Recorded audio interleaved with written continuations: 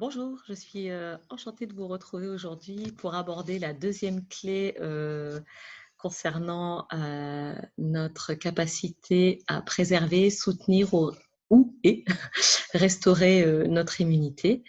Dernière fois, nous avions parlé de l'oxygénation et je vous avais parlé de l'importance de l'oxygénation et de nos poumons, puisque voilà, c'est la première chose qu'on fait quand on vient au monde et c'est la dernière chose qu'on fait quand on quitte ce monde, c'est de respirer.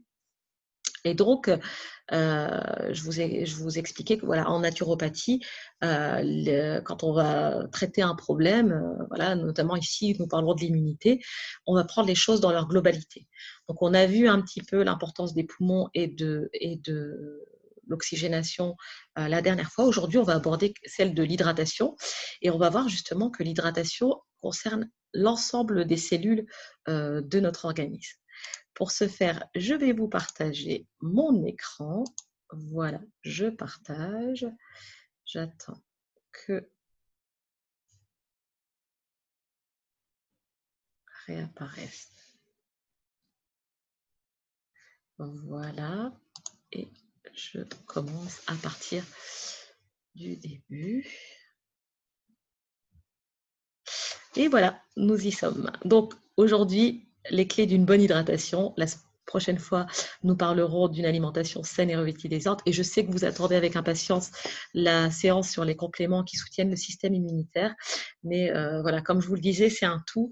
Et c'est bien de pouvoir procéder par étapes. Et le fait de pouvoir le faire une chose à la fois, ça permet aussi de mettre en place les processus. Donc, j'espère que vous avez bien respiré. Vous avez peut-être essayé la cohérence cardiaque ou la respiration profonde et que vous en avez déjà ressenti les bénéfices. Et aujourd'hui, on aborde donc cette question de l'hydratation et de ses effets sur l'ensemble de notre organisme. Alors, quelles sont les clés d'une bonne hydratation? Donc, la première, c'est d'identifier quels sont les principaux rôles de l'eau. Le principal rôle de l'eau étant, bien entendu, d'hydrater l'organisme. On parle d'hydratation. Et il n'y a réellement que l'eau nature, sans citron à ajouter, sans feuilles en tout genre qui pourraient permettre de faire une infusion, etc. Dès qu'on rajoute un principe actif à l'eau, elle n'a plus le même effet dans le corps, elle ne va plus transporter la même information, parce que l'eau transporte une information, et elle ne va plus avoir cette fonction d'hydratation de l'organisme. Donc, si on boit du thé ou du café, par exemple, on se dit, ben oui, mais moi je bois. Ben, en fait, on apporte aussi des agents qui sont déshydratants, puisqu'on est sur des boissons qui vont être diurétiques et qui vont favoriser l'élimination de l'eau. Donc, on se dit, ben oui, je bois, mais dans ce que je bois, eh bien, en fait, je bois des choses qui font sortir l'eau de mon organisme. Donc, c'est pas tout à fait l'effet recherché quand on parle d'hydratation. Et ça vaut aussi pour les tisanes voilà, qui ont des principes actifs et qui vont avoir un effet qu'on appelle diurétique. Alors, c'est aussi ce qui permet de faciliter l'évacuation des toxines de l'organisme et des sels. Quand on parle d'immunité, la question des intestins est essentielle. Notre intestin contribue à 80% à soutenir notre immunité. Et donc, si on a des sels qui sont stagnés parce qu'on est sujet à la constipation dans notre intestin, on risque d'avoir des fermentations, des putréfactions, etc. Et voilà, quand il y a accumulation de déchets à un endroit, vous savez bien que c'est jamais très réjouissant. Si vous accumulez vos poubelles chez vous, ça va vite sentir mauvais, ça va apporter des parasites, etc. À l'échelle du corps, c'est pareil. Donc, boire suffisamment permet d'évacuer les déchets. Et j'ai vu à plus d'une reprise des personnes retrouver un transit plus souple, on va le dire comme ça, en remettant une hydratation suffisante, sans avoir même à faire de grands changements sur leur alimentation. Une hydratation suffisante permettait de faciliter cette évacuation des toxines et donc des sels. Donc, l'eau permet aussi de fournir la salive pour imprégner les aliments et préparer leur digestion. On sait que la salive sert justement, il y a des enzymes dans la salive qui préparent la digestion et notamment la digestion de tout ce qui est glucides. C'est les féculents, les sucres des fruits, etc. Et donc, si on n'est pas suffisamment hydraté, on va manquer de salive et on va impacter notre digestion et tout ce qui impacte dès la bouche la digestion va impacter aussi notre intestin et donc notre immunité.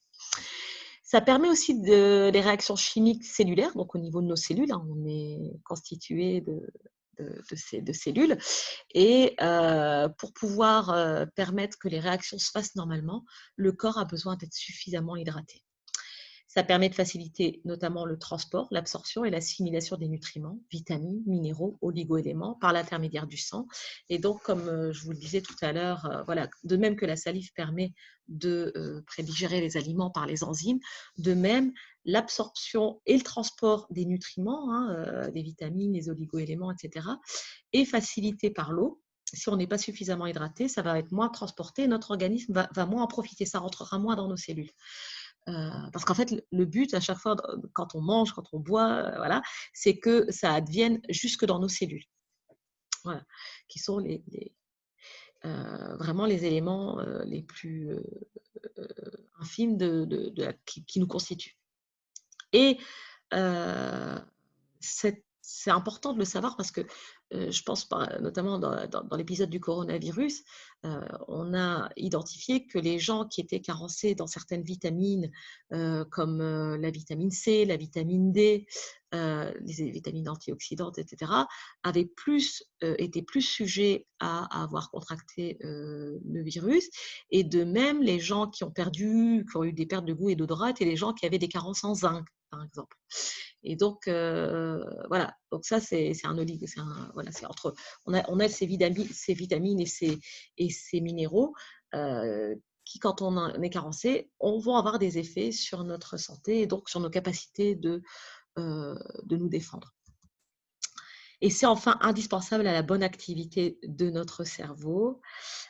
Et le corps va toujours chercher à protéger dans ses mécanismes de régulation chez l'humain. C'est le cerveau qui prime. Donc, le corps va toujours chercher à réguler le cerveau. Et donc, l'eau va être amenée en priorité à cet endroit-là, d'où parfois le fait que d'autres zones vont être moins, peut-être plus sacrifiées, j'allais dire, au profit du cerveau. Alors, quels sont les problèmes liés à la déshydratation? Alors, pour vous parler de ça, je vais m'appuyer sur un livre du docteur Batmanghelidj, qui a écrit un livre qui s'appelle « Votre corps réclame de l'eau ». Et c'est un médecin iranien qui a été emprisonné et qui s'est rendu compte pendant sa captivité, il n'avait que de l'eau à disposition, qu'il avait pu soulager de nombreux maux, dont des ulcères à l'estomac, des douleurs gastriques très effroyables, avec de l'eau. Et quand il est retourné aux États-Unis après sa captivité, il a fait pas mal de recherches sur le sujet et il a soigné beaucoup de gens avec juste de l'eau. C'est aussi incroyable que cela puisse paraître. Donc, l'eau est impliquée dans tout ce qui est question de fatigue. Donc, quand vous avez un coup de barre, avant de prendre un café, vous aurez retenu que ça déshydrate. Prenez déjà un verre d'eau. En Italie, quand on vous donne un café, on vous sert toujours le café avec de l'eau. Dans tout ce qui est maux de tête, migraine, je vous ai dit, notre cerveau, c'est ce qui demande le plus d'eau. Donc, peut-être que si vous êtes déshydraté, vous allez le sentir. Tout ce qui est douleur chronique, dos, articulaire, musculaire, etc.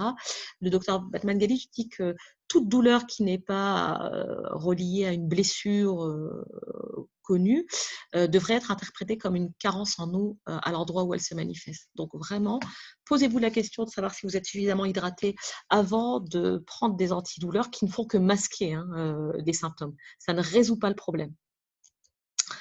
Ça va aussi avoir un effet sur tout ce qui est processus inflammatoire au niveau des articulations, des rhumatismes, de l'arthrite.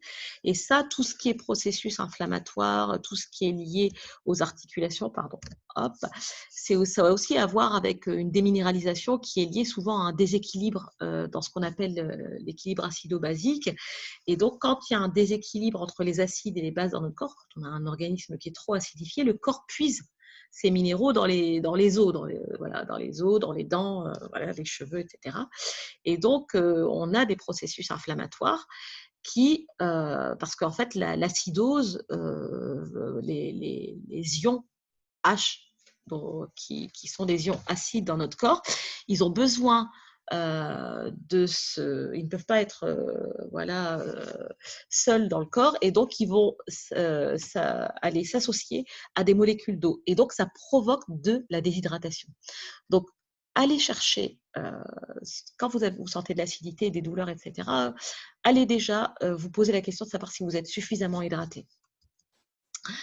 Les rides et le vieillissement, donc il y a 2 choses qui provoquent rides et vieillissement, c'est le manque d'eau et le manque, de bonne graisse, hein, voilà, ça, c'est donc posez-vous la question si vous avez un vieillissement prématuré, accéléré, voilà, une peau qui est plutôt marquée, de savoir si vous êtes suffisamment hydraté et si vous mangez suffisamment de bonne graisse.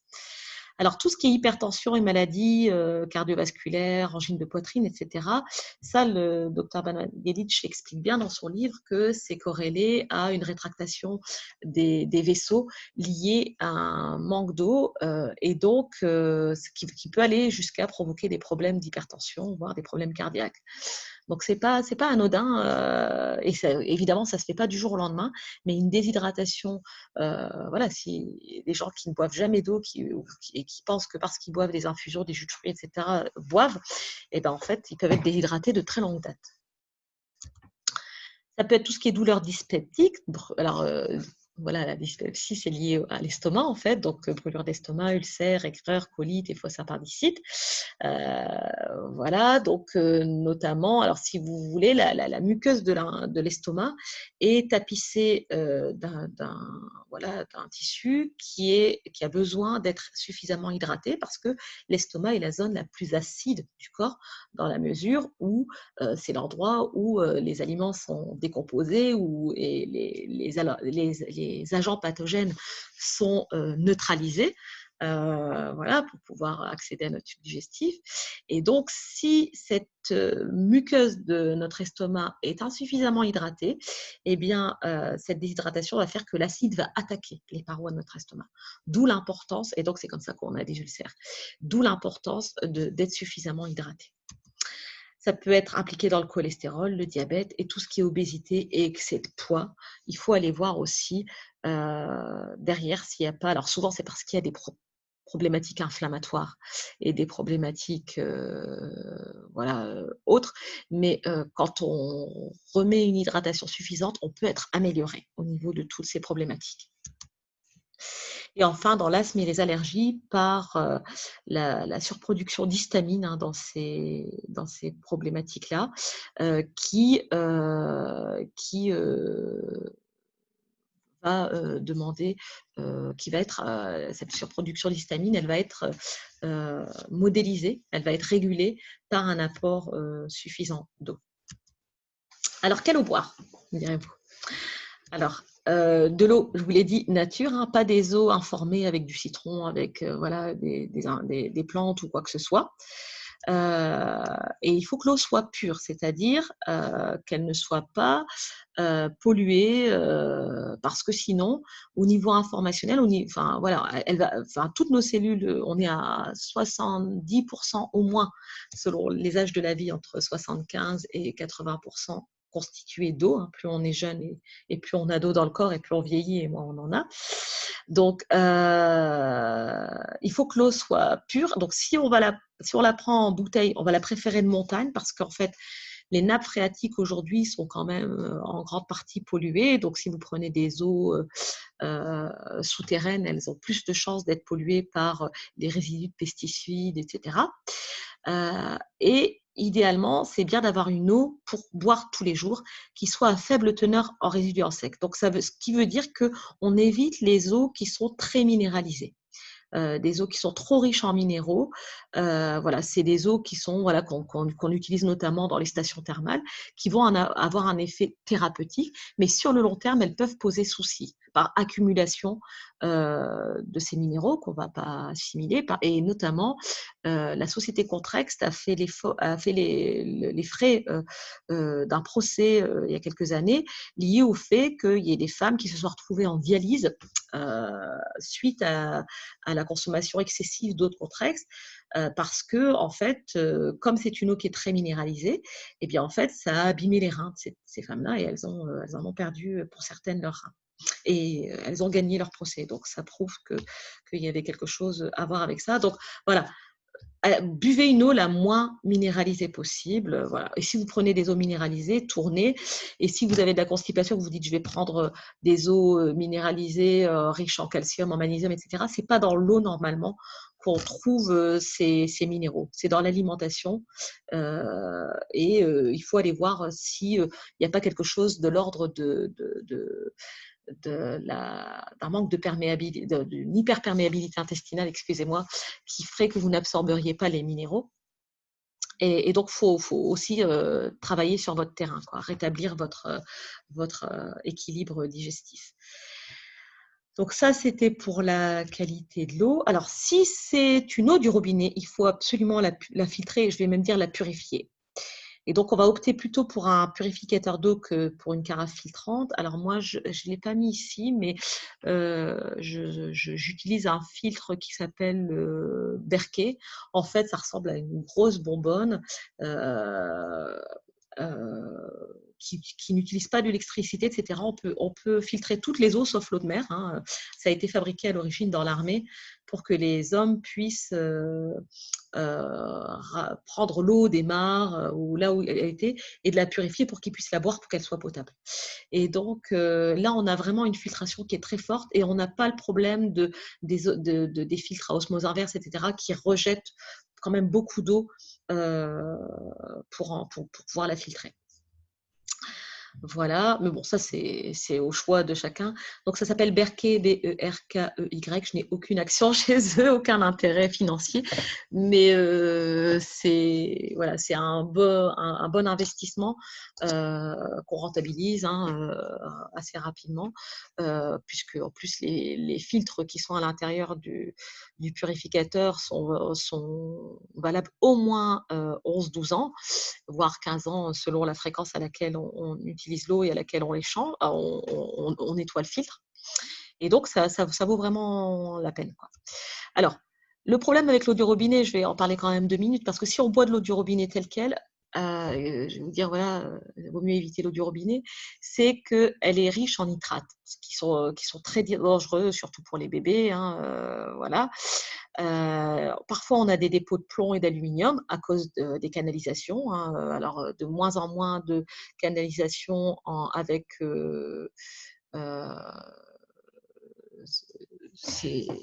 comment dire, je cherchais de plomb, mais on peut quand même avoir des résidus de métaux lourds liés aux canalisations.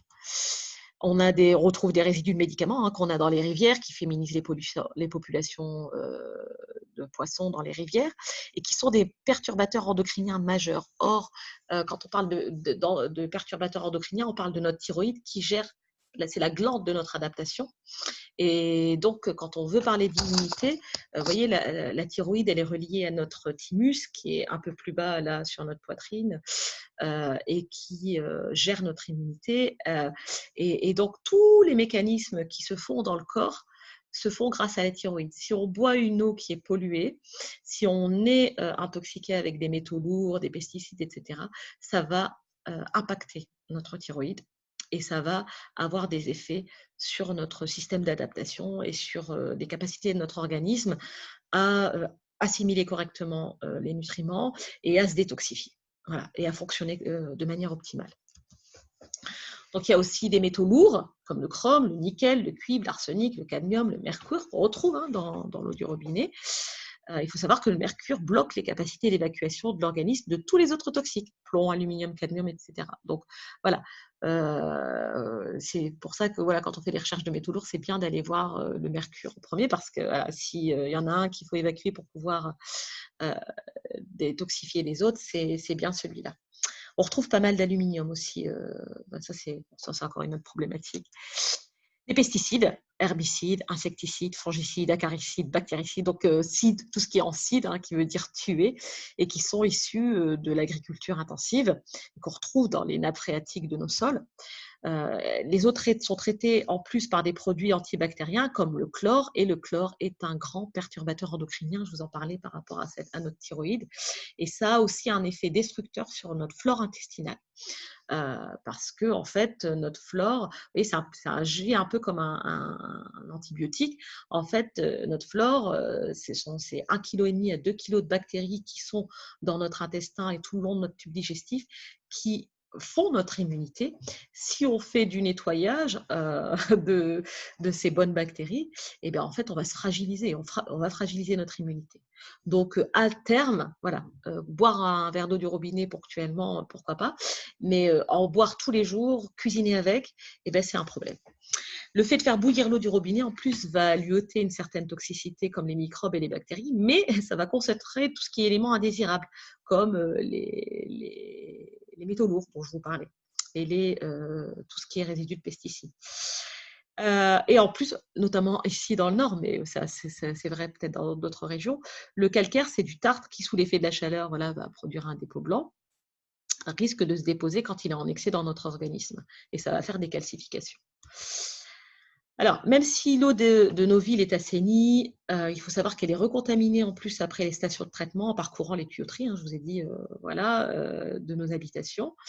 Et donc, voilà, il y a des normes, vous me direz, qui sont en vigueur, sauf qu'entre les normes qui sont en vigueur et les effets sur le corps, eh bien, en fait, voilà, ça, plus ce qu'on appelle l'effet cocktail, donc il y a la pollution environnementale, il y a la pollution de l'eau, il y a les pollutions de ce qu'on mange, de la pollution électromagnétique. Donc, si on abaisse un petit peu toutes ces pollutions, il n'est pas question de vous faire peur et de vous dire, voilà, on est dans un monde voilà, où tout est en cide et on est en danger. Il est question d'avoir conscience de ce qui est là pour pouvoir agir au mieux, pour pouvoir se protéger. Voilà. Alors, comment boire au quotidien? Donc, l'idée, c'est de réintroduire l'eau si on en a perdu l'habitude. Parce que moins on boit, moins on a soif. On perd les récepteurs de la soif quand on a perdu l'habitude de boire. Et donc, si votre corps a perdu l'habitude, si vous n'avez pas écouté votre corps quand il vous réclamait de l'eau, au bout d'un moment, voilà, il considère que les signaux ne sont plus importants. Donc, il est important au début de réintroduire l'eau.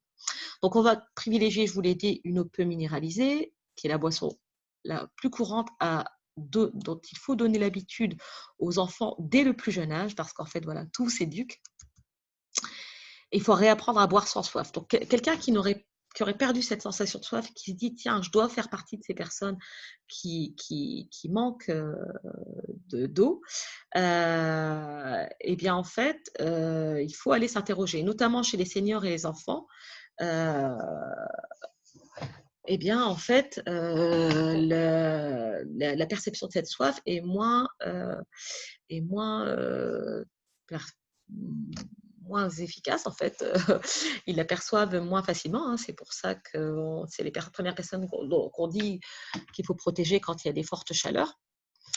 Alors, on nous dit qu'il faut boire au moins 1,5 litre d'eau par jour pour une personne de poids moyen. Ça reste une moyenne. Plus une personne va manger des végétaux, va avoir une alimentation saine, riche en minéraux, etc., moins elle aura besoin de boire en grande quantité parce que elle va trouver les vitamines, les minéraux, et elle va être hydratée aussi par les nombreux légumes, etc., qu'elle va manger.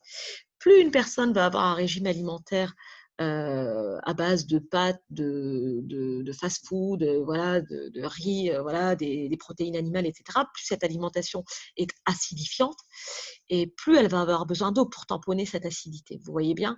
Et pour s'hydrater, puisqu'elle n'aura pas l'eau dans son alimentation. Donc, voilà, c'est une moyenne, mais c'est à ajuster. Donc, pour reboire, l'idée, c'est de prendre un verre d'eau, alors je suis allée un peu trop vite là, un verre d'eau par heure les premiers jours. Alors, vous allez passer votre temps à aller aux toilettes. Vous voyez, j'ai une plante là derrière moi. Si je pars en vacances et que j'oublie d'arroser ma plante, voilà, je vais revenir avec toute flagada. Ce que je vais faire, c'est que je vais aller l'arroser. Où va aller l'eau? Là, je ne peux pas vous le montrer sur cette fenêtre, mais, parce que c'est une grande plante, mais l'eau va partir dans la coupelle. S'il y a une coupelle en dessous du pot avec la terre, parce que l'eau, la terre ne va pas retenir l'eau, puisqu'elle est trop sèche. Il faut un minimum d'humidité à cette terre pour qu'elle retienne. Ben, c'est pareil dans notre corps. Plus vous êtes déshydraté, moins vous allez retenir l'eau. Donc, vous allez filer aux toilettes. Vous allez passer votre temps aux toilettes et vous allez dire, bah non, mais déjà, je fais beaucoup pipi. Donc, il faut tenir quelques jours, 3 à 5 jours, où on va boire un verre d'eau toutes les heures, voilà, pour revoir réapparaître les signes de la soif, pour que votre corps recommence à vous signaler quand il a soif, et puis pour que ça se régule. Voilà. Après, il y a les gens qui ont une petite vessie, mais voilà. Et après, petit à petit, en vous observant, vous allez identifier quels sont vos besoins propres. Donc, on peut opter pour un système de purification. Donc, je l'avais mis là, de type Berkey, ou ce qu'on appelle la filtration à osmose inverse. Mais je vous le disais, la filtration à osmose inverse, c'est intéressant, parce qu'en plus, ça dynamise l'eau, mais c'est moins écologique. Et si c'est impossible, on préfère une eau de source de montagne la plus pure possible. Idéalement, même pour cuisiner, il faudrait une eau qui est filtrée. Et si vraiment, voilà, vous ne voulez pas acheter de bouteilles parce que le plastique, etc., eh ben, utilisez en attendant un filtre. Il existe des filtres qu'on peut mettre au robinet ou une carafe filtrante, sachant que, bon, ça ne filtre pas tous les polluants, mais il faut changer régulièrement ces filtres parce qu'ils s'encrassent très vite et puis il y a des proliférations de bactéries plus rapidement. Mais c'est toujours mieux que de boire l'eau du robinet telle qu'elle. Voilà. Donc, et aussi pour cuisiner, voire préparer les potages, les tisanes, etc. Donc, voilà. Alors, comment s'habituer à boire? Si vous êtes habitué à boire du café, des sodas, des jus de fruits non frais, voilà, il faut rétablir votre sensibilité gustative et réapprendre à déguster l'eau. Donc, au début, il y a des gens qui me disent j'aime pas l'eau. C'est peut-être une eau qui n'est pas adaptée à vous. Hein. On le voit, quand on demande à certaines personnes j'aime pas l'eau, mais ils boivent de l'eau du robinet. Il y a peut-être trop de calcaire, voilà, ils ont un problème avec le calcium, et le calcaire, et donc ils vont pas aimer cette eau. Moi, je vois rien qu'à la maison, dans mes enfants, il y en a qui préfèrent l'eau de montagne et d'autres, et j'en ai un qui boit l'eau de montagne et les deux autres préfèrent l'eau de mon purificateur. Donc, on n'est pas tous égaux. Donc, testez et voilà, regardez un petit peu ce qui vous convient. Ensuite, rééduquez-vous progressivement, hein, je l'ai dit, en buvant de l'eau à petites gorgées et au début, un verre par heure, comme je l'ai précisé. Et l'idée, c'est de boire régulièrement de l'eau chaude aussi, notamment l'hiver, et surtout le matin, en fait. Quand on boit de l'eau chaude au réveil, alors il ne s'agit pas qu'elle soit brûlante, hein, mais quand on boit de l'eau chaude le matin, ça permet de faire ce qu'on appelle une douche rénale. C'est en Ayurveda, en médecine traditionnelle indienne, qu'on fait ça.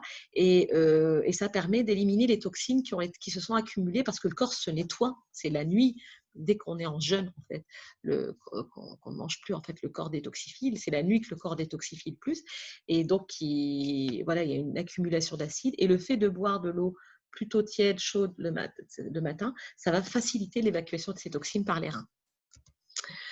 Alors, enfin, je vais vous parler un petit peu des autres boissons clos, parce que voilà, vous avez bien compris que pour s'hydrater, il faut boire de l'eau, mais il existe d'autres boissons spécifiques pour renforcer notre immunité. Donc, j'aborde un petit peu aussi les principes actifs ici sur cette vidéo.